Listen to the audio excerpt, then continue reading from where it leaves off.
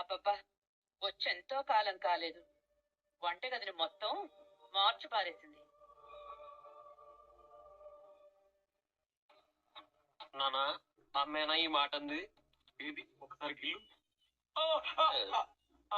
మీ అమ్మాయి మీ అమ్మాయి సార్, నాకెప్పుడు అర్థం కాదు. దీనిలో కూడా కాస్తో కోస్తో మంచితనం ఉంది, కాకపోతే ఎక్కడో లోతుగా ఉండిపోయింది. పోనీలే నాన్న, అప్పుడప్పుడు ఇలా బయటపడుతుంది. అదే సంతోషం. చూసావా మీనా, నీ కోసం మీ అత్త వంట చేస్తానంటుంది. ఇందాక హాస్పిటల్లో అన్నట్టు ఇలాంటి రోజు ఒకటి వస్తుందని తెలిస్తే నువ్వు ఇలాంటి దెబ్బలు ఎప్పుడో తగిలించుకొని ఉండాల్సింది. పద, విశ్రాంతి తీసుకుందు గాని. మీనా,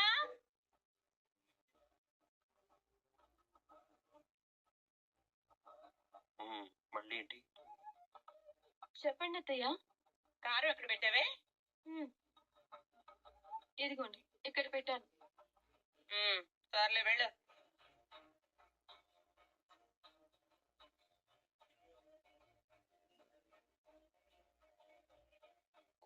ఇది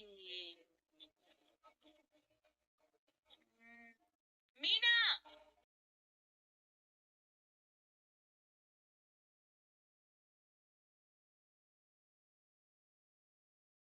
చెప్పండి అత్తయ్య. ఉప్పు ఎక్కడ పెట్టావు? ఇక్కడ ఉంది. ఇక్కడ పెట్టావా? అన్నీ ఒకచోట చక్కగా చదువుకోవచ్చు కదా. వంటగది ఎలా పెట్టుకోవాలో కూడా తెలియదు. నేను వంట చేసే రోజుల్లో ఈ గది అప్పుడే కొన్న కొత్త అద్దంలా మెరిసిపోయేది. ఇప్పుడు పగిలిపోయిన అద్దంలా గజిబిజిగా తయారైంది. ఇక నేను వెళ్ళొచ్చా? సరే వెళ్ళు.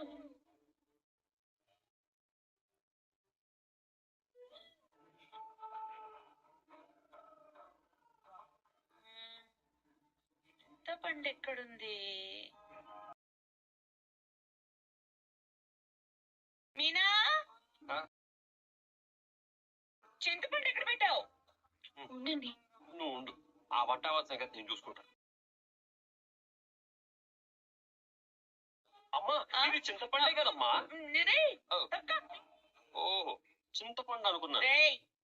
లేకపోతే ఏంటి? ఈ మాత్రం దానికి నువ్వు వంట చేస్తానని ఇక్కడ దాకా రావడం అవసరమా? తనే చేసి పెట్టేది కదా. తెలియని అడిగితే తప్పేమంటట? ప్రతి దానికి కోపమే. వెళ్ళే. నువ్వు పదమేనా? ఈసారి మా అమ్మ అరిచి గీ పెట్టినా సరే నువ్వు బయటికి రావడానికి వీల్లేదు. పోరా.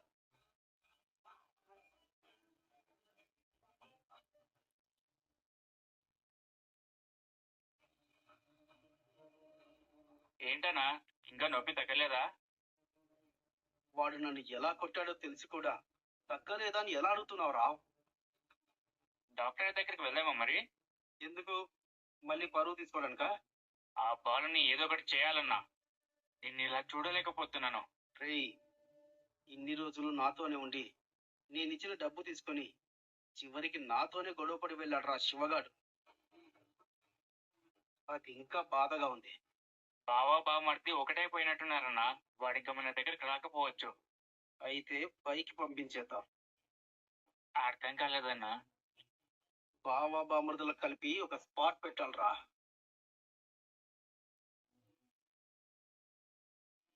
కూర్చోండి. చెప్పండి, ఎంత కావాలి? నాకు ఇప్పుడు కావాల్సింది డబ్బు కాదు, మీ హెల్ప్.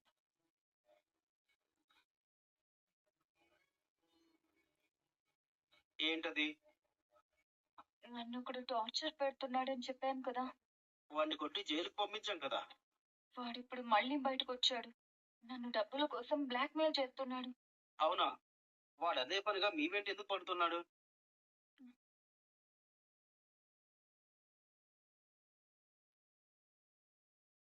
మీరు ఇంతలా భయపడుతున్నారంటే మీరు ఇంకేదో పెద్ద తప్పు చేశారు. ఇప్పుడు మీకు అవన్నీ అనవసరం. నాకు మీ సాయం కావాలి. చేస్తారా చేయరా? మీరు అడుగుతున్నారుగా, చేస్తానులేండి. చెప్పండి. వాడు నా దగ్గరకు వచ్చినప్పుడల్లా 10-20 వేలు అడుగుతూనే ఉండేవాడు. అడ్జస్ట్ చేస్తూ ఉండేదాన్ని. కానీ ఇప్పుడు లక్షల్లో అడిగాడు. నా దగ్గర ఇప్పుడు అంత డబ్బులు లేవు. వాడు ఇంకెప్పుడు నా వైపుకు రాకూడదు. మీరేదో ఒకటి చేయండి. మీరు నాకు ఈ హెల్ప్ చేస్తే చాలు. మీకెంత డబ్బు కావాలన్నా నేను ఇస్తాను. నాకు డబ్బులేం అక్కర్లేదండి. మీకోసం ఈ మాత్రం చేయలేనా? వాడు మీ వైపు రాకుండా చేయాలి. అంతే కదా? చేసేద్దాం. మీరు కూడా నాకు ఇంకో చిన్న పని చేసి పెట్టాలి. ఏంటది? బాలు మీ మరిదే కదా? ఆ అవును. మీకెలా తెలుసు? నాకన్నీ తెలుసు. నేనేం చేయాలో చెప్పు. ఇంతకుముందు మీ అత్తయ్య గారు రోడ్డు మీద వెళ్తున్నప్పుడు ఎవరో డబ్బులు కొట్టేశారని పోలీస్ కంప్లైంట్ ఇచ్చారు. ఆ అవును. దారిలో ఎవరో దొంగతనం చేశారని చెప్పారు. ఆ దొంగతనం చేసింది ఎవరో కాదు, మీనా వాళ్ళ తమ్ముడు శివ.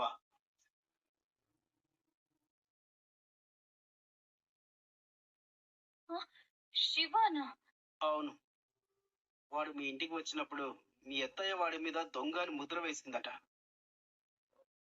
దానికి రివెంజ్ తీర్చుకోవడానికే వాడు ఆ దొంగతనం చేశాడు. బాలుకి ఆ విషయం తెలిసి ఆ కోపంతోనే శివగాడి చెయ్యి విరిచేశాడు. ఓకే, ఇప్పుడు నాకు అన్ని అర్థమవుతున్నాయి. అందుకే శివ మీద బాలు అంత కోపంగా ఉన్నాడా? ఆ, అవును. ఓకే, ఇప్పుడు ఈ విషయంలో నేను మీకు ఏం హెల్ప్ చేయాలి? మీరు చెప్పిన దినేష్ గారి సంగతి నేను చూసుకుంటాను. వాడు మీ జోలికి రాకుండా చేస్తాను. అలాగే ఆ శివగారు దొంగతనం చేసిన సీసీటీవీ ఫుటేజ్ వీడియో ఒకటి బాలు ఫోన్లో ఉంది. అది మీరు ఎలాగైనా సంపాదించి నాకు ఇవ్వాలి.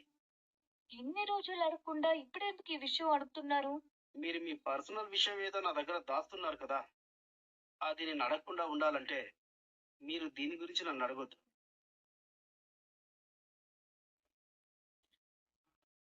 సరే, ముందు మీరు ఆ దినేష్ గారి సంగతి చూడండి.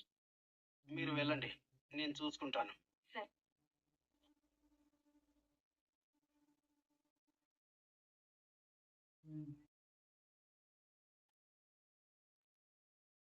ఏంటే అర్జెంట్ గా రమ్మన్నావు?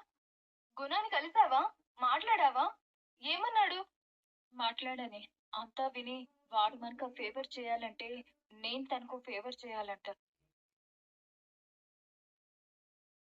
ఆ దొంగతనం చేసింది ఎవరో కాదు, మీనా వాళ్ళ తమ్ముడు శివ. అలాగే ఆ శివగారు దొంగతనం చేసిన సీసీటీవీ ఫుటేజ్ వీడియో ఒకటి బాలు ఫోన్లో ఉంది. అది మీరు ఎలాగైనా సంపాదించి నాకు ఇవ్వాలి. ఏం మాట్లాడుతున్నావే? నాకేం అర్థం కావడం లేదు. బాలు ఇన్నాళ్ళు ఈ విషయాన్ని ఎలా దాచిపెట్టాడు? ఇందులో అర్థం కాకపోవడానికే ఉంది. తన బామ్మద్ది కదా. విషయం బయటకు వస్తే ఇంట్లో తన పరువు పోతుంది. అంతేకాదు, ఇక నుంచి ఆ మీనాని మా అత్తయ్య మనిషిలా కూడా చూడదు. అసలు ఆ ఇంట్లోనే ఉండనివ్వదు. ఇంట్లో చాలా పెద్ద గొడవ అవుతుంది కదా. నిజంగా బాలు ఇలా చేస్తాడని నేను అస్సలు అనుకోలేదు. నువ్వు అనుకోవే, ఎందుకంటే నీకు వాళ్ళిద్దరి మీద గుడ్ ఇంప్రెషన్ ఉంది కదా. బాలు మీనా వాళ్ళు చాలా మంచి వాళ్ళు. నువ్వే వాళ్ళని అర్థం చేసుకోవట్లేదని నన్నే అంటుంటావు కదా. ఇప్పటికైనా అర్థమైందా? అర్థం అవుతున్నట్టే ఉందే. వాళ్ళ సంగతి సరే వదిలే. నువ్వేం చేద్దాం అనుకుంటున్నావు? చేసేదే ఉంది. నా సమస్య నుంచి నేను బయటపడాలంటే గుణ నాకు హెల్ప్ చేయాలి. గుణ నాకు హెల్ప్ చేయాలంటే గుణ చెప్పింది నేను చేయాలి. అలా చేస్తేనే ఆ దినేష్ గారి గోలతో పాటు బాలు గోల కూడా ఇంట్లో తగ్గుతుంది. అది కాదే, మళ్ళీ నువ్వెందుకో తప్పుగా ఆలోచిస్తున్నావు అనిపిస్తుంది. నువ్వు గమనించావా? బాలు అయిన వాళ్ళ కోసం ఎంత దూరమైనా వెళ్తాడు. ఇప్పుడు వాళ్ళ బామర్ది విషయాన్నే చూడు, ఎలా దాచిపెట్టాడో. అలాగే నాకెందుకో నువ్వు కూడా నీ గతాన్ని బాలుతో చెప్తే అర్థం చేసుకుంటాడేమో, ఖచ్చితంగా నీకు సహాయం చేస్తాడేమో అనిపిస్తుంది. పిచ్చే నీకు? బాలు గురించి తెలుసు కూడా అలా ఎలా మాట్లాడుతున్నావు?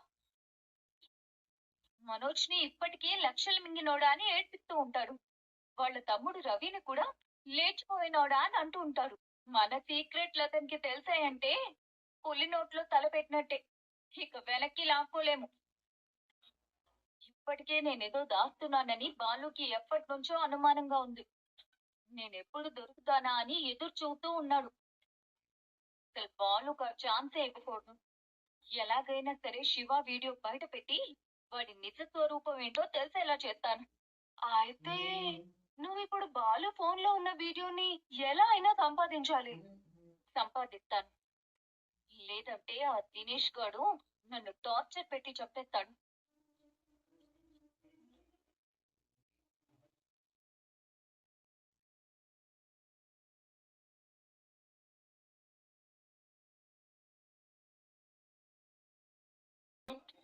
వదినకేమైంది? మీనాకేమైంది? చెప్పిన మాట వినకపోతే ఏమవుతుంది? చెప్పిన మాట వినకపోతే కొడతావా? నువ్వు మనిషివా మనోజ్ గాడివా? కడుపుకు అన్నం తింటున్నావా? అమ్మతో వండించుకొని తింటున్నావా? This is too much. Too much ఏంటి? 20 మచ్. రాను రాను నువ్వు అమ్మలా తయారవుతున్నావేంటి? ఆపండి. పూర్తిగా చెప్పకముందే నన్ను మనోజ్ని అమ్మని చేస్తారు. అంటే సగమే చెప్పావా? అవును, స్పీడ్ గా వెళ్ళొద్దని చెప్తే వెళ్ళింది. బండి దేనికో తగిలి కింద పడింది. తనకి దెబ్బ తగిలింది. ఇది జరిగింది. అవునా?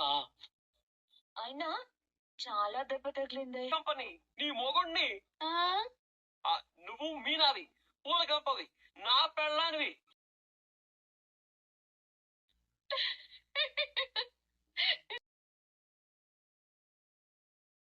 నాకు తెలుసు గాని టాబ్లెట్స్ ఇవ్వండి.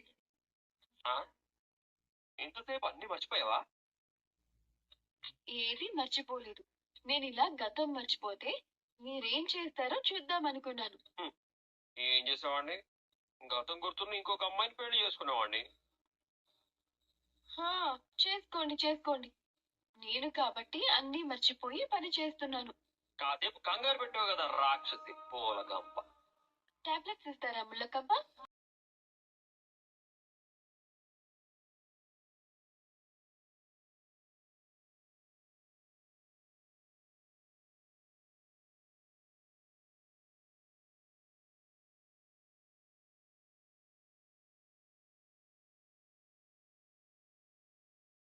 ఈ జావు కూడా తాగు. చల్లారాక తాగుతాను. నీరసంగా ఉందా? మీ అమ్మ చెప్పకపోతే, నేను అక్కడికి రాకపోతే నువ్వేమైపోయేదానివి? ఇంత చేసినా మీ తమ్ముడు మారతాడని నాకు నమ్మకం లేదు. లేదు, వాడు నాకు మాటిచ్చాడు. ఇంకెప్పుడు గుణ దగ్గర పని చేయటానికి వెళ్ళను అని చెప్పాడు. ఏమో, నాకు నమ్మకం లేదు. హాస్పిటల్లో నన్ను ఎంత కోపంగా చూశాడో తెలుసా? వాడికి నా అంతరాత్మకున్నంత బలుపు ఉంది. ఏంటి? ఏం లేదులే. నిద్రపోతున్న సింహాన్ని కాలుతో తన్ని లేపకూడదు. ఇప్పుడు మీకేమైంది? ఏదేదో మాట్లాడుతున్నారు. ఏం లేదు, నీకు ఒకటి చెప్పాలి. ఏం చెప్పాలి? ఒకటి ఆ ఒకటి ఏంటి? అంటే రెండు కాదని. అదే ఏంటి? సారీ. ఏంటి? సారీ. ఎందుకు? రాజేష్ విషయంలో నువ్వు చెప్పింది వినడందుకు. అప్పుడు జరిగిన దానికి ఇప్పుడు సారీ చెప్తున్నారా? అప్పటి నుంచే చెప్పాలనుకున్నాను, చెప్పలేకపోయాను. మీరు సారీ చెప్పడమే వింతగా ఉంది. అది వదిలి. ఇప్పుడు నీకు ఎలా ఉంది? తల నొప్పిగా ఉంది. తలకి దెబ్బ తగిలితే కాలికి నొప్పిగా ఉంటుందా? ఒక పూట ఉంటుందేమో, తగ్గిపోతుందిలేండి. ఈ జావు తాగు.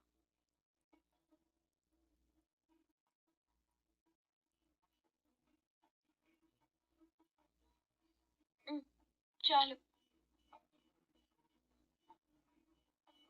నువ్వు ప్రశాంతంగా నిద్రపో.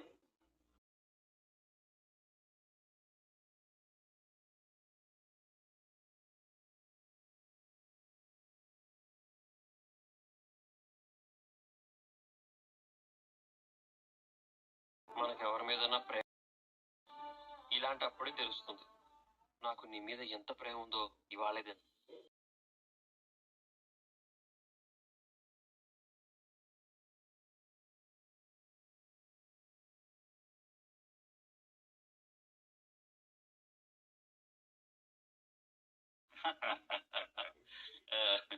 రాజు గారు, మీరు మా ఇంటికి చుట్టం చూపుగా వచ్చిన మీడియా వాళ్ళు దీన్ని ఇంకోలాగా రాస్తారు.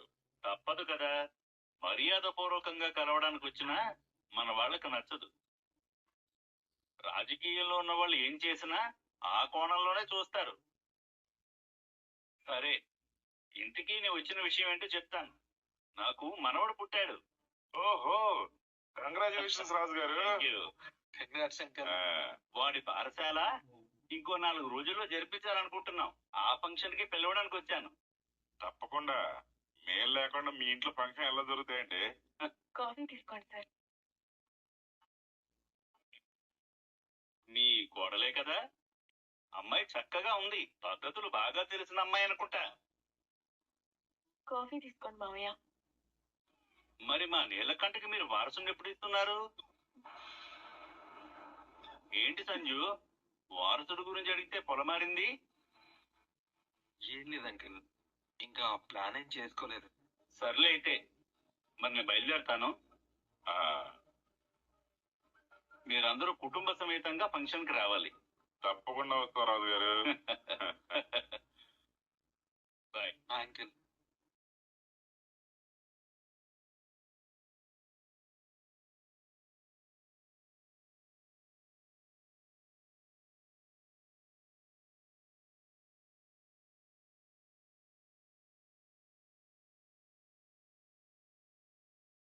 ఏం నాన్న, ఏం ఆలోచిస్తున్నావు?